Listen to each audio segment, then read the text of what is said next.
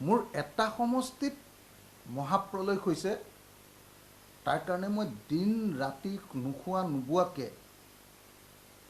মই কষ্ট কৰিছোঁ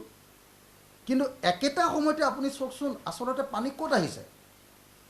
পানী আহিছে অকল প্ৰলয় আহিছে অকল যোৰহাট লোকসভা সমষ্টি আপুনি যোৰহাট লোকসভা সমষ্টিৰ সাংসদজনৰ চেহেৰাটো চাওকচোন আপুনি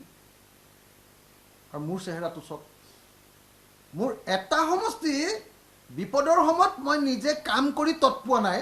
মানুহৰ চেহেৰা মোৰ বদলি গুচি গ'ল বগা মানুহ এটা পুৰা কলা হৈ গ'লো নে নাই বাৰু মোৰ পাইলছ হৈ গৈছেগে কিন্তু গৌৰৱ গগৈৰ চেহেৰাটো আপোনালোকে এবাৰ চাওকচোন মই ভাবোঁ যে এই সময়ত গৌৰৱ গগৈয়ে দুটা কাম কৰিব লাগিছে এক নম্বৰ কামটো হ'ল তেওঁ অসমলৈ যদি নহাকৈও লোকসভাত যদি তেওঁ বিৰোধী দলৰ উপদলপতি হিচাপে কংগ্ৰেছ তেওঁ যদি এই বিষয়টো এবাৰৰ কাৰণে উত্থাপন কৰিলেহেঁতেন কি কৰিলে তেওঁ বেলেগ এখন বিল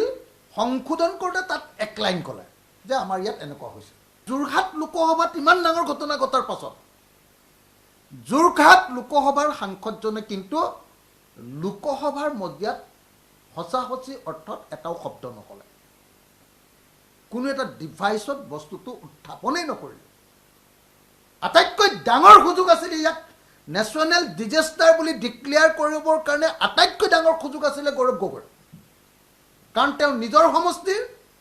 কাৰণ তেওঁ deputy leader of the Congress Lok Sabha কোনে ইয়াতকৈ ডাঙৰ আৰু অসমীয়া কোন মানুহে এনেকুৱা সুযোগ পালেহেঁতেন কিন্তু তেওঁ নকৰিলে দ্বিতীয়তে আপুনি আজিলৈকে একটা টকা গৌৰৱ গগৈ কাবাক দিয়া আপুনি দেখিছেনে তেওঁ সংসদ পুঁজিৰ টকা তেওঁ ব্যক্তিগত টকা এজন মুখ্যমন্ত্ৰীৰ পুতেক না কমেতো 500 কোটি টকা আছে 5 টকা এটা ক'ৰবাত দিয়া দেখিছেনে আপোনালোকে 5 টকা এটা আপুনি ক'ৰবাত দিয়া দেখিছেনে বাৰু এতিয়ালৈকে কিবা এটা সহায় কৰা আপুনি দেখিছেনে বাৰু তেওঁ ব্যক্তিগতভাৱে তেওঁৰ বডি লেংগুৱেজ আপোনালোকে চাওক নিজে চাওক যেতিয়া তেওঁ এই বানপানীত পৰা মানুহৰ ওচৰলৈ গৈছে তেওঁ তেতিয়া অখিল গগৈ সমালোচনা কৰিবলৈ সময় পাইছে সেই সময়ত একমাত্ৰ তেওঁৰ লোকসভা